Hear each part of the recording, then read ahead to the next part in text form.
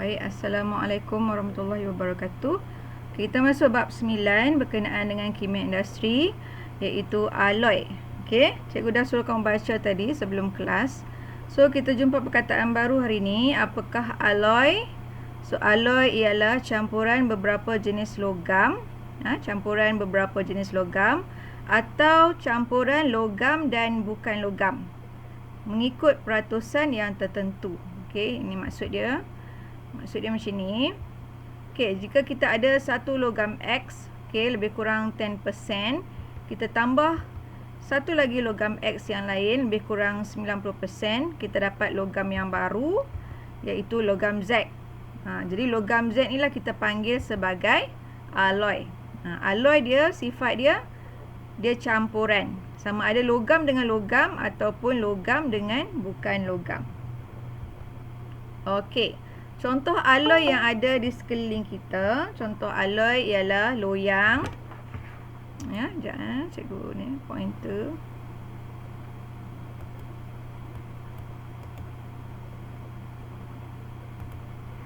Okey, loyang, pewter, keluli, duralumin, gangsa. Dia pun ni alloy ni sebenarnya logam, tapi logam jenis alloy. Loyang bukan loyang yang macam kita buat kuih tu. Yang tu pun kita panggil loyang. Loyang ni adalah sejenis logam alloy. Okey. Pewter kita tahulah yang banyak buat cenderamata hadiah dan sebagainya. Keluli, duralumin dan gangsa. Kita tengok satu persatu contoh-contoh alloy ni, kegunaan dia. Okey. Okey, kita tengok yang pertama. Apakah keluli? Keluli ni campuran dia macam mana? So, dalam topik alloy ni, kamu kena tahu apakah unsur ataupun komposisi bagi keluli tu. Okey. So, alloy keluli, komposisi dia banyak besi, 99%. 99% besi. Jadi, karbon dia sikit saja, 1%. Steel macam tu, kita panggil dia alloy. So, yang ni campuran logam dengan bukan logam. So, karbon ni bukan logam. Besi campur karbon, kita dapat keluli. Okey. Sifat bagi keluli, keras dan kuat. Okey. Besi keras, tapi kalau campur karbon, dia lagi keras dan kuat. Okey. So, kegunaan dalam kehidupan kita, keluli ni kita banyak guna untuk membina bangunan dan jambatan. Kita banyak guna keluli. So, membuat badan kenderaan dan landasan kereta api. Okey, so kamu kena ingat komposisi. Persen ni tak perlu. Ingat komposisi. Kalau dapat ingat persen lagi baguslah. Kemudian ingat sifat, ingat dia punya apa kegunaan keluli untuk kita punya kegunaan kita. Okey, alloy yang kedua. Alloy yang kedua adalah pewter. Okey. So, pewter ni alloy yang terdiri daripada timah, okey, silver, timah. Bukan silver tu perak. Timah, cuprum dan antimony. Dia yang logam yang paling banyak dia adalah timah lah, tapi dia campur cuprum dengan antimony. So, sifat bagi pewter, permukaan berkilau, tahan kakisan. Okey, membuat barang perhiasan seperti bingkai gambar. Okey, jadi tak karat lah. Kalau alloy ni biasanya tak karat lah. Okey. So, stannum, timah ni stannum. SN ni stannum.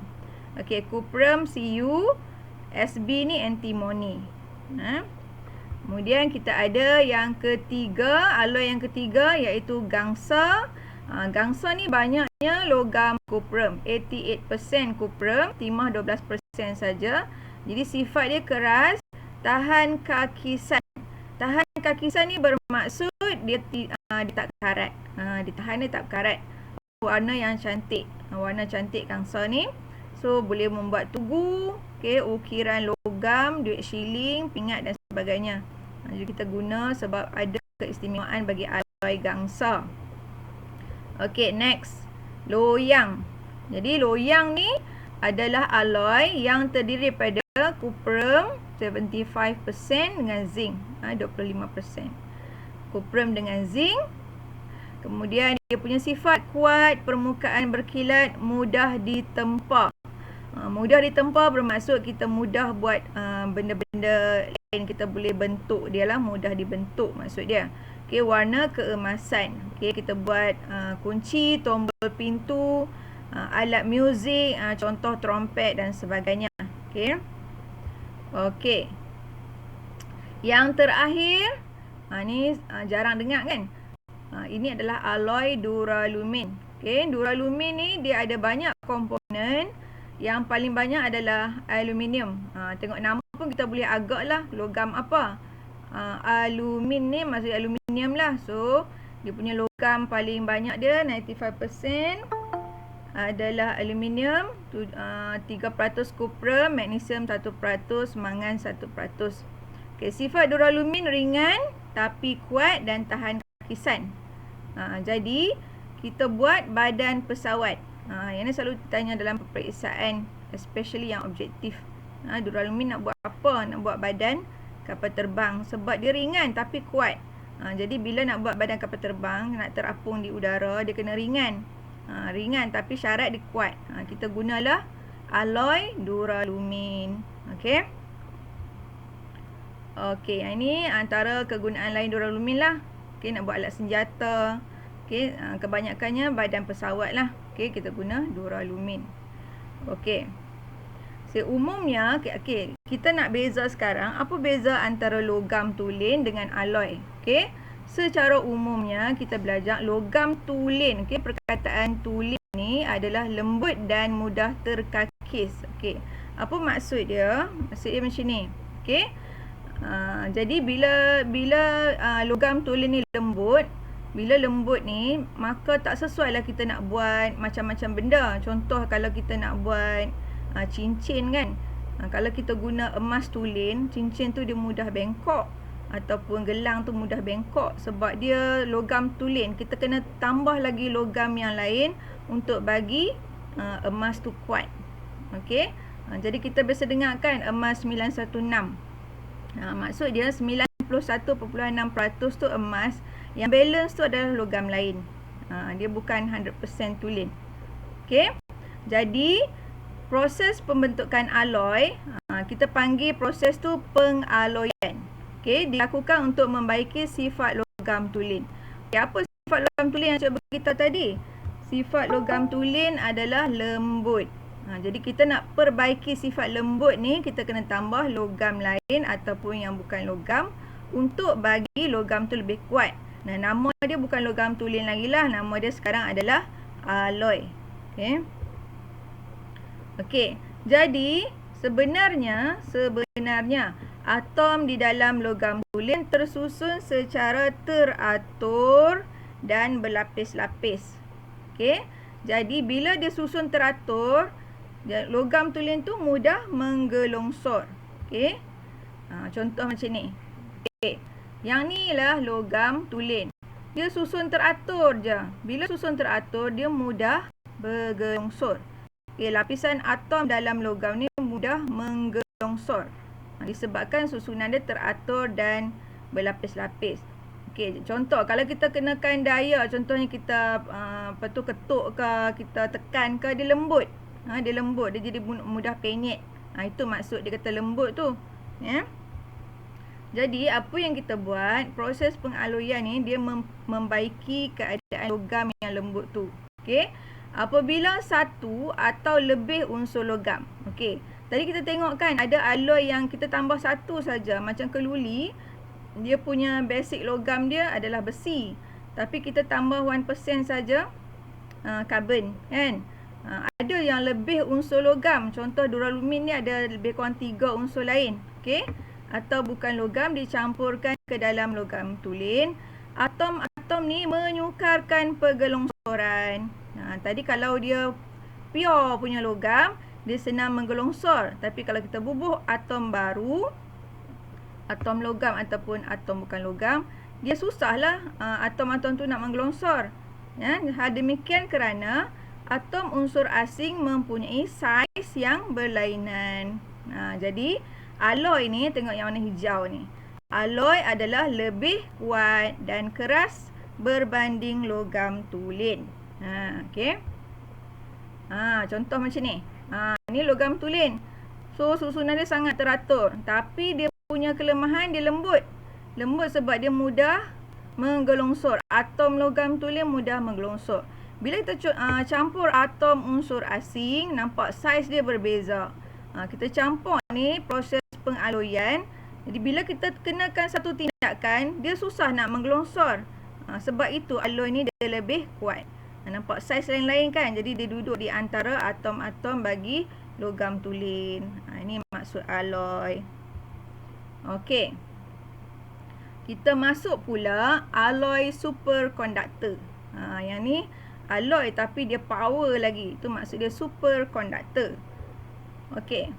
Alloy superconductor ni ada beberapa jenis unsur logam dan bukan logam yang menunjukkan sifat superconductor pada suhu yang rendah dan dicampurkan untuk membuat alloy superconductor.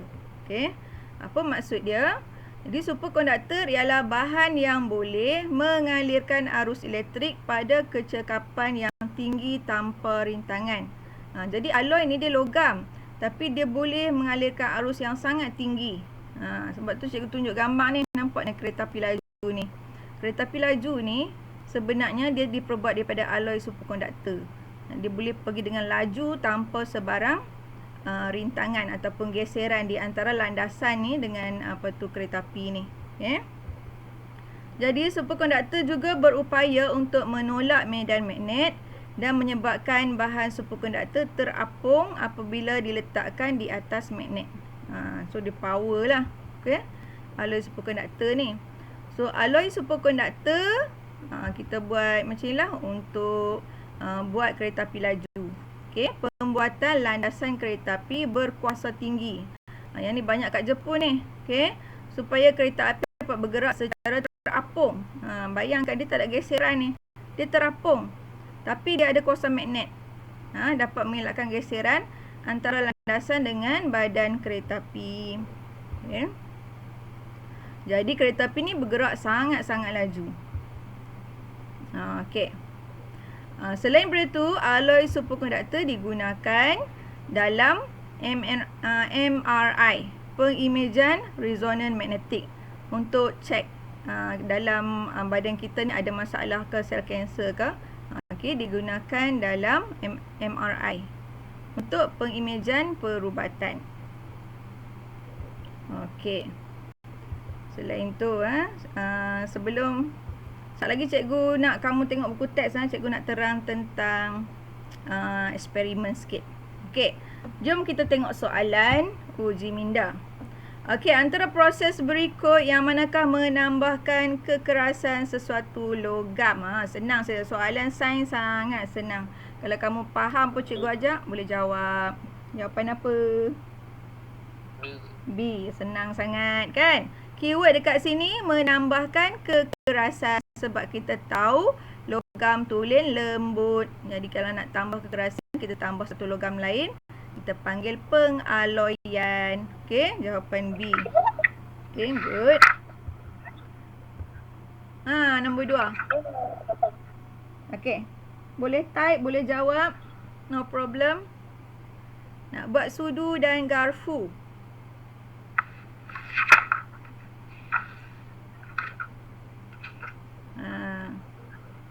Sudu garfu. Kita pakai apa? Loyang. Loyang. Ke sudu loyang kah? Apa? Drawing kapal terbang. Kronika. Kita tak belajar yang tu. Okey, jawapan dia koluli. Stainless steel. Stainless steel ni stainless steel kan? Alat-alat dapur kita kebanyakan stainless steel. Pisau, stainless steel. Sebab alloy ni dia tidak berkarat. Okey, dia tahan kakisan. Ingat apa perkataan tu? Kakisan, bukan hakisan. Kakisan. Kakisan tu maksud dia tak berkarat. Okey. Okey, nombor 3. Cuba.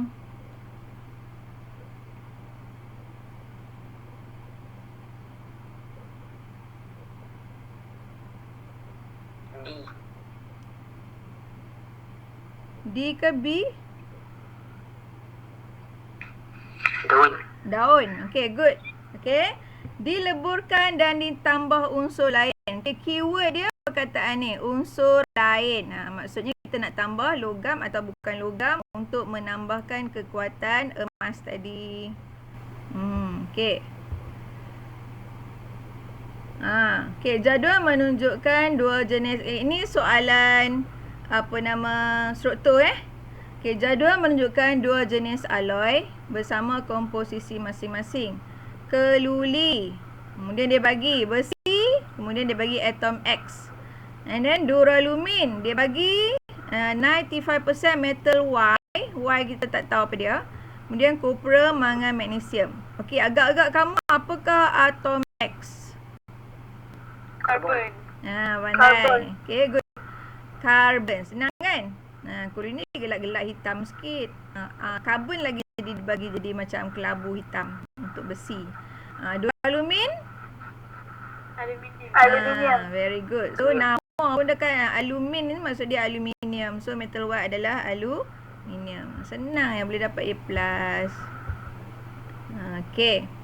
So soalan tadi identify atom of metal X, sudah dapat jawab dah. Okey, nyatakan dua sifat duralumin berbanding logam Y. Ringan, kuat. Ringan dan kuat. Okey, tadi karbon, aluminium. Okey. Okey, good. Jadi, cara nak jawab, dia tanya compare to metal Y kan. State tu dua sifat duralumin berbanding logam Y. Kita jawablah bandingan tu. Duralumin lebih kuat berbanding logam Y. Satu lagi, lebih tahan kakisan berbanding logam Y. Itu cara jawab yang paling baik. Kita jawab penuh. Boleh juga tulis lebih kuat, lebih tahan kakisan. Tapi jawapan itu tak berapa cantik lah. Kita buat jawapan yang cantik. Sebab dia nak perbandingan. Kena buh dua-dua lah. Duralumin dengan logam Y. Okay. Ini soalan pendapat. Dalam soalan sains dia ada soalan pendapat. Pada pendapat anda, adakah sesuai logam kupron digunakan dalam pembuatan pingat? Berikan alasan anda. Sesuai ke tak? Sesuai. Sesuai ke tak sesuai? Sesuai. Okey, tengok kuprum ni alloy ke? Kuprum ni alloy ke? Kuprum ni alloy ke bukan alloy? Jangan tertipu. Logam kuprum. Kuprum ni logam tulin. Yang alloy tu tadi kita sebut 4 tadi apa dia? Duralumin, keluli. Lagi? Loyang, gangsa. Hak tu je. Yang kita belajar yang kata 4 hak tu je yang tadi cikgu senarai tu. So kuprum ni adalah logam tulin. Jadi kita tak sesuai. Jawapan yang pertama mestilah jawab tidak sesuai. Why tak sesuai? Kenapa? Sebab logam kuprum tu mudah dilentur. Mudah patah. Kita bagi sifat dia yang untuk logam tulin lah. Okey. Mula-mula jawab tak sesuai. Lepas tu baru kita bagi reason dia. Kerana logam kuprum adalah logam tulin. Jadi oleh itu lembut kan dan mudah bengkok. So dapat pingat balik rumah tertekan dengan buku apa dah penyek dah. So tak syok lah kan. Lepas tu kita marahkan dekat penganjur apalah buat pingat lagu ni. Padahal kuprum dia buat daripada kuprum. Kuprum tu logam tulin. Kalau buat daripada emas syok kan, boleh lebur-lebur kan. Kita jual kan. Kan? Okey. Next. Okey. Now cikgu nak kamu buka buku teks. Okey, buka buku teks. Muka surat 186. 186.